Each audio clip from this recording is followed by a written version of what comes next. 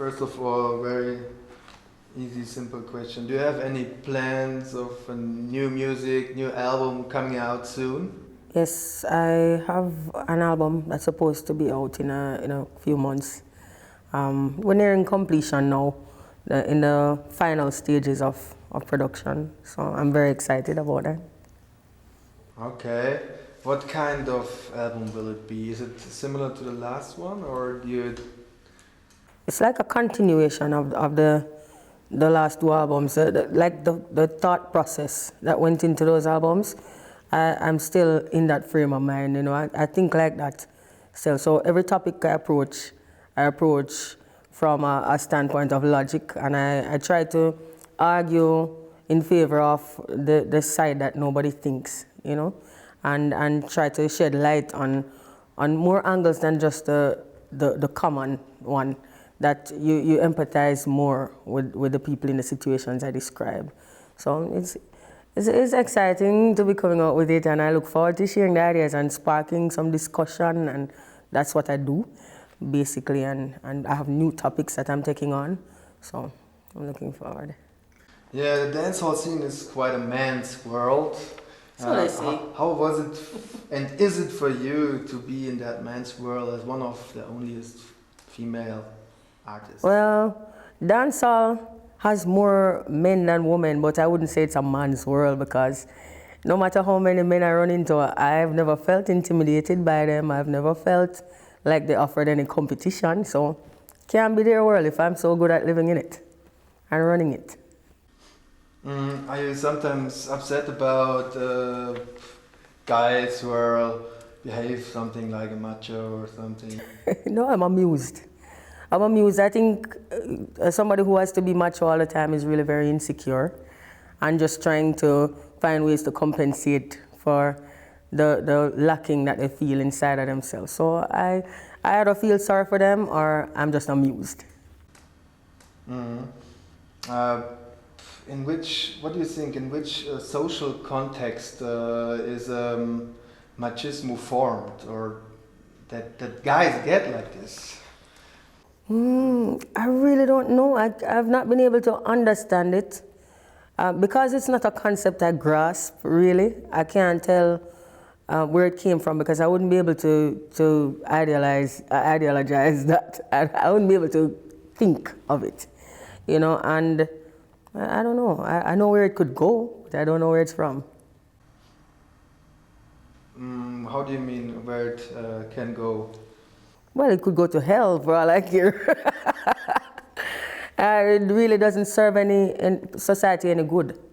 You know, a balanced society, I think, depends on balanced people who understand the importance of every aspect of every person.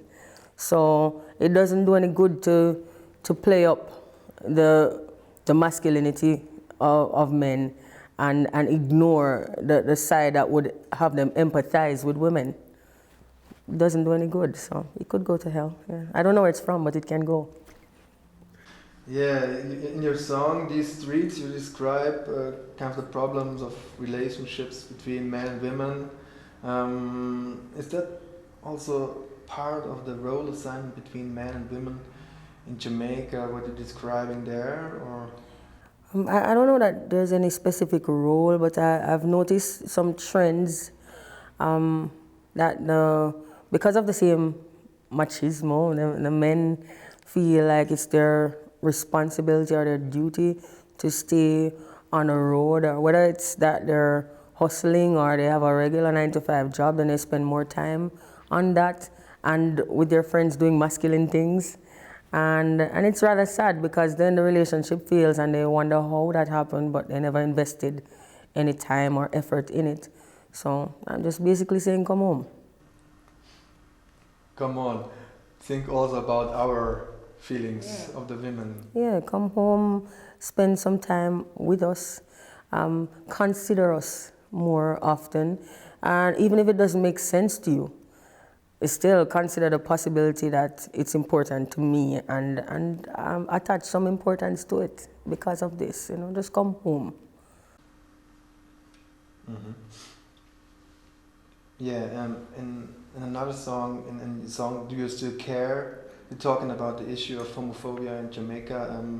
Why did you decide to talk about that issue, or why was it? It really is very important to me that I make it clear to everybody that Jamaica doesn't contain just one opinion. And just as the other artists feel it important to go out and represent themselves, so do I. You know, when they say stuff that gets the entire island labeled as homophobic, that affects me, and I am not homophobic. I really couldn't care less what you do with yourself. It's your business. I don't care.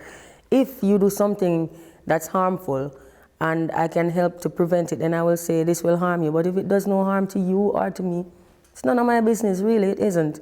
You know, it's not about me allowing you to be that way. It's about me not interfering because I don't have the right to.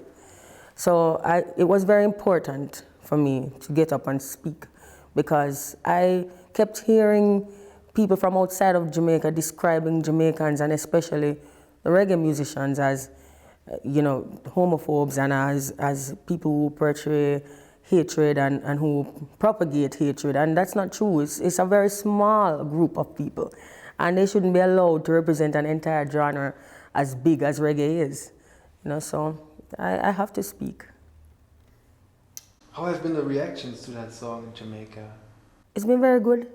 You know, the amazing thing is that prior to coming out with the album, when people heard it, critics heard it, and they said, you must be planning to move from Jamaica. And I said, that's not the Jamaica I know. I live in Jamaica.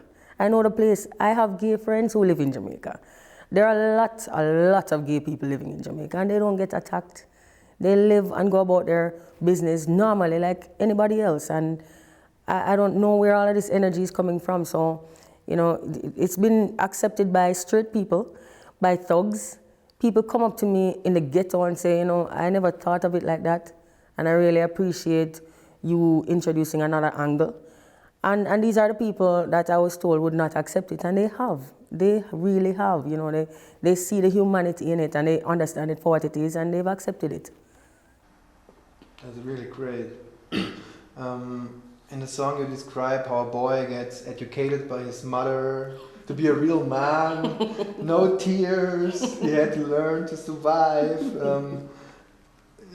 Do you think that is connected a little bit like to homophobia, that a gay don't fit in a picture of a real man, Yes. like for a lot of men and women that this? I definitely believe the way our men have been socialized in Jamaica to be so macho, to not be sensitive, you know, to always need to be so masculine all the time, is the reason why they can't, their landscape doesn't accommodate homosexuality, especially from males. It's a little bit funny too, because lesbians are accepted.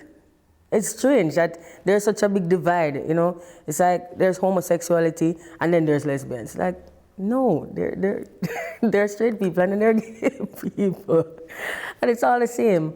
So, you know, I think it's because the men really haven't been allowed to get in touch with their feminine sides. You know, they don't know they have one.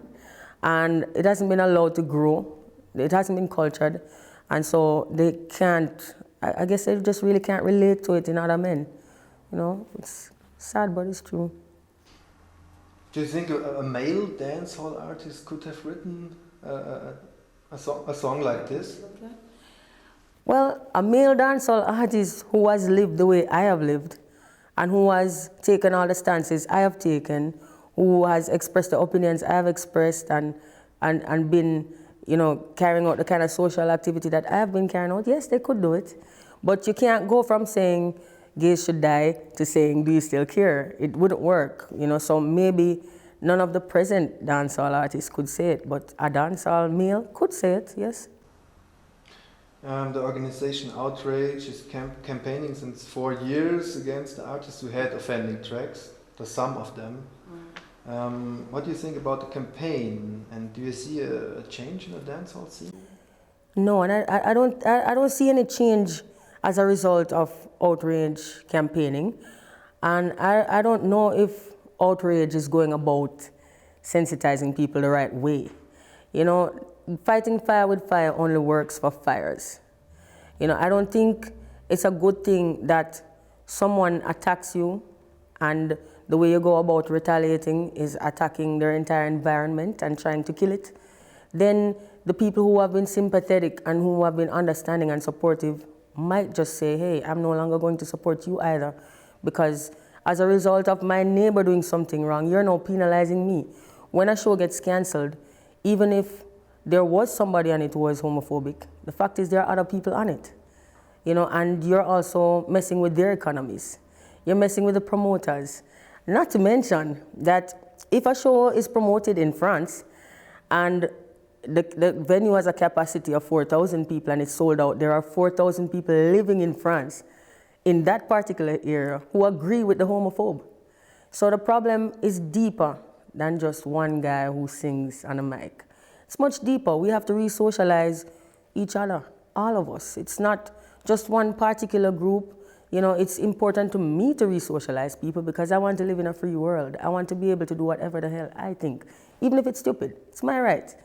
And so I agree with some of the issues of outrage, but I can't agree with all the methods. Okay, so you're more like stay in touch with these people and talk with them, or then just to cancel it. I mean. Exactly. I think it's important that we foster better relations, not to encourage the animosity to grow, because if I hit you and you hit me back, I'll hit you again, you'll hit me back, and we'll be fighting. That's a fight. Then it's not a way to resolve anything. War only begets more war. It doesn't solve problems and it doesn't make peace. Even if one person gets beat so badly that they'll be sitting down for a while quiet, they're just recuperating and they're just planning, how am I going to hit this guy back? So it's not peace. It's not real peace. It's superficial. And I think what we should be doing is finding ways to accommodate us both in this world that we both share. You know, your opinion is important, so is mine. If you don't like my lifestyle, it's okay. You don't have the right to kill me for it. But I also respect your opinion, you know, and your right to not like my lifestyle. Mm-hmm. Dancehall-Reggae is a very like soft, quiet, and sometimes also a little bit feminine music. A little bit unmasculine, referring to hardcore, heavy metal, punk or stuff, like real hard masculine stuff, you know. How is it possible that such a homophobic male cult, just a cult, is formed in such a music, you know? For us Europeans, it's you cannot imagine. I don't know how, but just like with humans, a really nice man and a really nice woman might come together, have a family, and they give birth to a really awful child. It's possible. I don't understand it, but I mean, everything goes together to make up life. So I'm not even angry about any part of it, you know. I don't know where the homophobia comes from. I know that you can't blame the artist alone, because if you listen to our Prime Minister, he even said some homophobic stuff, you know, which was very disappointing. And I support him 150% as our Prime Minister, but, you know, I can't agree with everything he says. And when he's the head of the country and he says something like that, then you really can't expect any better from the artist he's sending on the road, you know. So I guess he'd be the parent. Yeah, they even used, I think, the Talk song in 2001. The Prime Minister, they used that song. What song? I just read one of these offending tracks. I don't know. I remember the name of the Prime Minister. He used it as a theme of the campaigning for politicians. But that's 2001, so it doesn't matter. So. Are you sometimes upset? You already said that the dancehall is dominated by artists who have these lyrics, and a lot of people get a negative impression of dancehall. What is for you the real picture of dancehall? I mean, dancehall really is very reflective of the entire culture of Jamaica, not just the very small strain that is homophobic. You know, it reflects our society in general, you know, the way we love to party, the way we love to love, the way we're promiscuous, the way we're loving food and fashion, and, you know, the way we love to experience new things. And it's amazing that this doesn't come across so well in the messages of some people, because we're very adventurous people, you know. If you look at the kind of clothes alone that the dancehall people wear, come on, it doesn't get more adventurous than that. You know, and this is what it represents, and it's a shame that it doesn't come out more obviously in all the messages, you know. But this is what dancehall represents for me. Everything, every aspect of life. There are gay people who are big dancehall fans. There are closet gay people in dancehall. Hey, I mean, it represents everything. Some people even say that some artists who are doing these tracks are themselves homosexuals. I don't know anything about the sexuality of any artist except myself. And for me, sexuality is not an issue, so I don't even try to know. But I have gay friends who think many of the artists who are homophobic look gayer than them. So that's funny. That's just entertainment for me, though. That's funny. That's really funny. Yeah. Oh, I had a question on mine. No, it's gone. You also sing a lot about the perspective of women in dancehall. What do you like and what you don't like about the picture of women in dancehall? Well, to be honest, there really isn't very much that I don't like about the picture of women in dancehall, because everybody has the right to make their own picture, and not every picture out there represents me. Whatever I think I should look like, I just look like that, you know, and I don't limit anybody else to my look. So I'm pretty cool with much of it. I would like to infuse more honesty in dancehall, that we be less hypocritical about what we are and who we are, and that we place emphasis on the more important things rather than a single group of people out because they're females and play upon the femininity. I've never been a girly kind of girl, and I don't want to be helped because I'm a girl. I don't want it to be a handicap. For me, it's an asset, you know, and it doesn't affect my job, except if girls think, you know, in a more logical way, then it does. But my job is based on logic because this is what I sell in my music. You know, so I don't really care about the picture of girls too much. It's not very important for me, you know. I'm one girl who does whatever the hell she feels like. So who cares what the other girls look like? I also meant with a picture like, the picture which is described of a girl, like oh, the graphic. How girls, descriptions. you know, like sexual girls, okay, and they just talk about bodies and string tangas. And one, there was one lyric you wrote, like just talking, women are just like tangas and things or something like that. I don't remember exactly. I'm sorry. I see. Well, and besides the visuals, the graphic descriptions of women, as I said, I don't really have a problem. If it doesn't describe me, then I don't care. You know, I think women have come to the point where they're, I don't know if I can analyze the situation well enough to speak about it, because I live so far away from being just a woman that the situation really doesn't affect me very much. But I probably should pass that one because I don't know. Okay. I don't know anything. No problem. That's all right. So I know that they say sex sells. I think it's ridiculous that a female artist says sex sells if she's not actually selling sex. I think that's ridiculous. Sex sells if you're a Hugh Hefner, you know, if you have the Playboy Mansion and the channel and the magazine, then you're selling sex. But if you're actually touching the mic and singing, even if you're singing about sex, you're not selling sex, you're selling music. So you should have some content. And then you go package it. If you want to package it with sex and use it as a marketing tool, then fine. But you're not selling sex. You're using sex to sell a product, and you should have a product. No, that's the only problem I have with the women. Too many of them don't have a product. and all they have is this image, and it's sex sells, yeah, but you know, we have better sex than you guys do. So we don't need to buy your sex. We want a record. What music do you have? Jamaican women, as I read, are very strong. So in the society, how would you describe the relation between men and women in Jamaica? It's a difficult question, I know. Yeah. Well, I mean, how would you describe I can try. it? Yeah.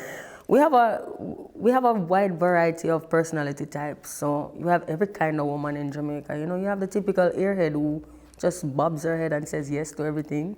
We have that type of person in Jamaica too. We also have the very strong characters who are the heads of the household, and they usually end up being single parents because no man can really stand being around them. You know, I'm probably one of them. But we have every kind of personality type, and we have very strong women. Yes, we do. We have the driven professionals who don't make very much time for anything else, and every extreme is sad, you know. It would be nice to establish one comfortable middle and enjoy the best of everything. But we have every type of personality, and our women and our men get along typically, you know, as is true of most societies which are very mixed, you know. Mm-hmm. And especially the situation of men in a society referring to women. How would you describe that, if possible? Especially like men, how they act in a lot of relationships, or referring to their women, and like you said before. Let me see now. Well, I don't think I should use my singular opinion to define an entire country, because really Jamaica is so diverse. You know, there are every type of relationship in Jamaica. There's the romantic guy in Jamaica who is home all the time and he does everything his woman would like him to do, and sometimes she still doesn't like that. You know, and she still goes out and finds a guy who doesn't even like her. You know, it's just typical people, and they get along typically, really. My last question: Jamaica is full of contrasts, as you already said. What do you love about Jamaica, of your home country? Well, the things that I love about Jamaica are some of the same things that I hate about Jamaica. You know, I love the contrast, but of course, you know, that comes with a lot of contradictions and problems. I love the fact that we're such a laid-back people, and that our motto is no problem. And then I hate the fact that really inhibits productivity. I like Jamaica in terms of the geographical landscape. It fits my personality well because I love the warmth. I love the beach, I just don't love to touch it. I like the social landscape. You know, it's nice to go hang out and party, but then I want to go home and get away from it all. So the things I love are really the things I don't love. You know, so I don't change anything. I would change the hate that a small group of people would like to paint Jamaica as having. I would like to change that. You know, change that, not even to tolerance, because I don't like the word tolerance. It suggests I need your permission, and I don't. You know, I'd like to change the hate to respect of personal space and opinion, you know, and human rights. And then beyond that, we continue just the way we have, you know. We channel the energy that we put into doing all the negative stuff. We channel that into doing some positive stuff, and we'll be great. You know, our nation is very small, but it's capable of doing great things. And one person just got 2 gold medals in the Olympics, and I think that was a record he set. And we don't have the kind of budgets that the USAs have, and to come out of a small country with no money and do that, you know, then it tells you that we really are capable of great things. We've had a Bob Marley, and in the same breath we've had a Mavado, you know, which is quite different from Bob Marley. And even if he does say some things which makes him seem a little immature and inexperienced, I think time teaches you things, and if you're exposed enough in time, you will learn things. You know, when I was a teenager, I thought differently. I grew up and I realized, hell, I didn't have any sense. You know, you get over stuff. And so I have hope for Jamaica. I love the place with all my heart. And whatever I can change, I do it every day. You know, whoever I can influence, I do it every day. I speak to people. I talk to kids in schools whenever they invite me to. And I share everything I think I know. I might be wrong, but I think I know it, so I share it, you know. And if it helps, and I'm grateful. Perfect. May I ask one more question? Is it okay? Okay. I just had one more in mind about religion, about Rasta, about a lot of churches in Jamaica. What do you think about that, referring to the homophobia? Well, the church is where homophobia began.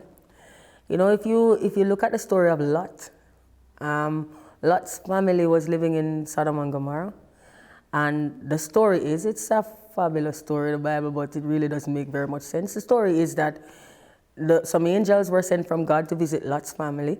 They were men, and the men in the town wanted to sleep with them. And Lot said, no, don't sleep with these men. I'll give you my daughters instead. And the men said, no, they don't want the daughters, they want the men. And so God burned the town to the ground. I've never heard anything more homophobic and graphically violent against homosexuals in my life. So I think the church is where it began.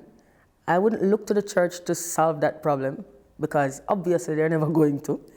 You know, the church has been the root of all of the differences that we have as humans. It teaches you that if you don't do things in this particular way, the way I deem fit, then you're not fit, which is not true. There are many different ways to get there. There's no particular there either. There varies from person to person. You know, so you do whatever makes you happy. Don't encroach on anybody else's space and you're fine. And Jamaica has, I think, the most churches in the Caribbean, and yet we have the most violence in the Caribbean. You know, so I don't think the churches help at all.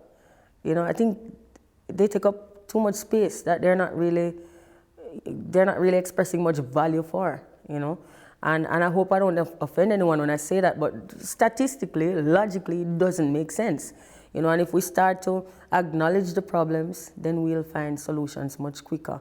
You know, the religion is the beginning of everything bad that's ever happened. You know, every war started from religion. Every discrimination started from religion. Every disagreement, every discrepancy, even if it's indirectly, it started from religion and the inability of people who are fanatically religious to accept other people who are not, or who are fanatically religious in a different direction. They don't know how to accept each other, so we should just get rid of religion. And the strange thing is that religion came with the colonialists, and colonialism time. They bring in the churches. It goes all back to that time, I think. To which time? To colonialism time. Colonization. Colonization time. Because they bring in the church. But that's what they came in with first, the churches. You know, it's always the church that goes in first. It's kind of like the meat tenderizer, you know, it comes in and it gets you all soft and tender so that the juices can soak in. And then they bring the spices and suddenly you're a different flavor. To me, that's my opinion of it. You know, I respect everybody's right, including religious people. You have the right to believe. I don't need a belief system. When you know things, you don't have to believe things.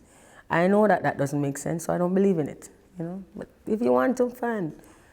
Just don't tell me I have to do this thing, and don't tell me I'm going to burn forever, because I don't subscribe to that either. You know, some guy who sits on a chair somewhere up high and gravity doesn't affect him, and if you say diamond blast when you're 5 years old and you die when you're 70, punishes you for being rude when you're 5, is ridiculous. You know, so I don't subscribe to it.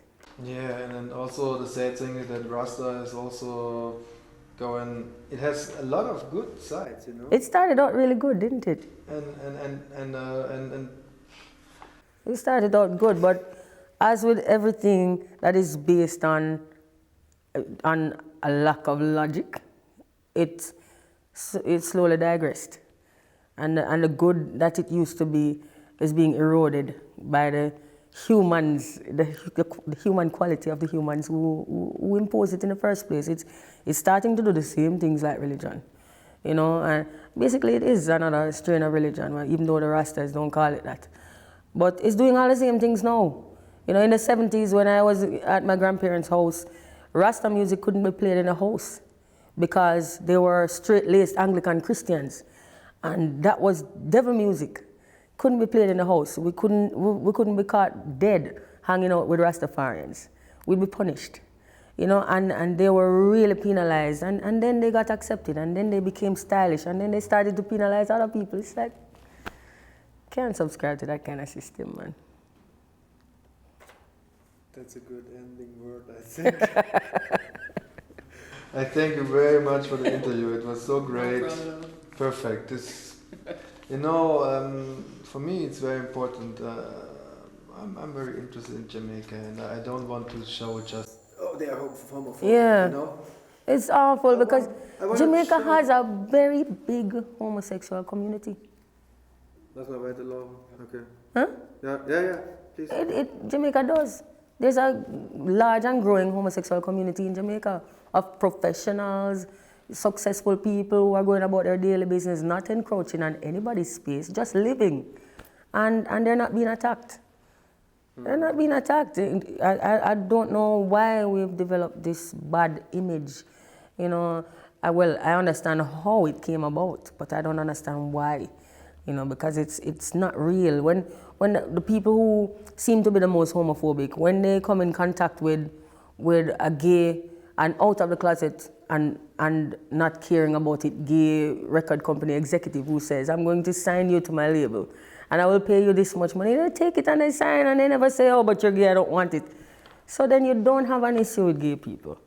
You know, if you're on a plane and somebody says, will you have the chicken or the fish? And you say, I'll take the fish, and you eat it, then you don't have a problem if you never say, why are you gay? You know, and I'm not trying to stereotype gay people, but, you know, there are people who incidentally are gay in every field of life, and you run into them, and they don't hide that they're gay, and you don't have a problem with it, and you don't say, you shouldn't be gay, and none of the things that you say on record, you don't do them in real life, then you need to stop saying it. But still, some bad things happen sometimes. Bad things happen sometimes to every kind of person, gay and straight. More straight people die in Jamaica every day than gay people, trust me. Trust me, I'll give you that. And I don't need to take a poll or check statistics to know that. It just is. More straight people die on a daily basis. You know, the mother who gets caught in between two warring factions and she's an innocent bystander and she dies wasn't gay. She was just going to the shop. She wasn't even involved in an argument. There are more random acts of violence than there are specific acts against gay people. Yes, there used to be a time when they were more barbaric, but that was a really long time ago. It's not that bad anymore. I've been to the club in Jamaica and seen gay couples dancing together among all the straight people, and I laughed to myself because I said, but over there we have a bunch of guys who say gays should die, and here's a gay couple right next to them dancing and being very safe. You know, so I think we need to stop spreading a false image of who we are, because that's not who we are. We care about more important things. There are a lot of hungry people in Jamaica who need to be fed. There's a lot of violence. We need to get rid of that. You know, our politics doesn't work for us. You know, religion is not working for us. Education doesn't work for us. We have a very low literacy rate. You know, we have a high crime rate. We have high unemployment. These are the things we need to tackle and make public in a global kind of way. So that if anybody should try to touch our lives, then it should be to help us, not to block us coming to Europe or going to the US or any place else. But the thing is, what I and a lot of people from Europe, I guess, or US don't understand why they need to sing these tunes. Is it more like It's economical. It's like I don't know why. Why they need to sing these songs? If these artists are on stage and nothing is happening and the crowd is dead and they don't get any response, the easiest thing is to say, well, if you don't like gay people, let me see you put your hand. They do other stuff too, but they say the things that they get the most response from all the time. They want to have the response, and they're response driven. So I don't think it's about actually not liking gay people. Because if it was a whole audience full of gay people saying, yeah, well, like, they'd still be saying it. And they wouldn't care. So it's not about, it's not as if these people are going to physically, violently get up and do harm to a gay person. None of them who say that have done that. You know, so not that I know of. And if they did it, I think it would be pretty public. You know, because these are people who are known and they're followed. You know, so I don't think it's real. It's just that people they want to excel, they want to be successful, they want to look successful, they want to, you know, have a good show. They want to say something that gets the response from the crowds. And if it's not happening with the songs, what we should do is try to get them into the studio more often, so that they create more, that they read some books, learn about something else, you know, meet some new people. Get away from the 10 guys you're hanging out with, because they don't know anything that you don't know. Meet 10 new guys. Learn that the world is bigger than your community. And they'll say different things, I promise you. It's just, they do that out of lacking. They have limitations, you know, intellectually. And it's not to belittle or to talk down or to, you know, speak condescendingly of them, but it is a fact. You speak about what you know about. And if you know about 1,000 things, you wouldn't be limited to one. You would speak about all 1,000 things, you know, and so we need to expose them. That's what we need to do. Is it also something like the words they say, like when somebody on the street says "bomba clot" or something? Is it similar? Something? When they say bomba clot? No, I don't know. Bomba clot is a Jamaican curse word. It's used mostly to convey emotion.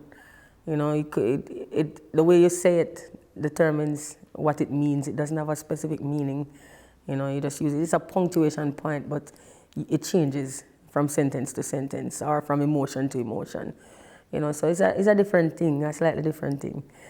You know, but I mean, it's a little bit. I understand the parallel that you're drawing between saying bomba clot or saying, you know, who don't like a Batman, put your hand up. But not really quite the same. You know, it's just a way to evoke an emotion out of people. You know, you say, do you love God, and nobody responds? Do you love food, and nobody responds? And then you say, well, all right, do you not like? And you get a response and you keep doing it. And then you have to understand that at this point, I do believe that most of them, if not all of them, would like to stop, but they can't. If you've built a career on saying up, and then you suddenly say down, you might lose everybody who you had at up, and you probably won't gain anybody from down, because they don't like you on account of you having been up this long. You know, so you have to understand it's an act of self-preservation, perhaps, to keep saying it. It doesn't necessarily mean they believe it, but they are trying to protect a fan base. There are obviously other people who think that stupidly too, who have been following them for years. and so they don't want to lose them. You know, so they'll come out and they'll sign an agreement and say, I'm sorry, I won't do this again. And then they'll go back and say, I never did sign that. And it doesn't make sense to you because you're thinking from a point of logic, but they're trying to preserve themselves. So if it means that you will damage them, then they'll agree with you while they're standing here. And if they go back home and they might be damaged by agreeing with you, then they say, I never did agree with that guy. You know, it doesn't make sense if you think logically, but if you try to empathize with them, you see that they do have some kind of sick, twisted point too. But still, the main message of reggae and dancehall is another one. It's love and... I don't even think it has a main message anymore. Okay. When it was roots reggae, it used to be love and Rasta But now it's everything. It's everything. Which is better, I think, because not everybody wants to be Rasta, and not everybody is in love all the time. That's boring too, you know. It's diverse. Right. Thank you very much. It was a great interview. My pleasure. Thank you very much. All right. Really.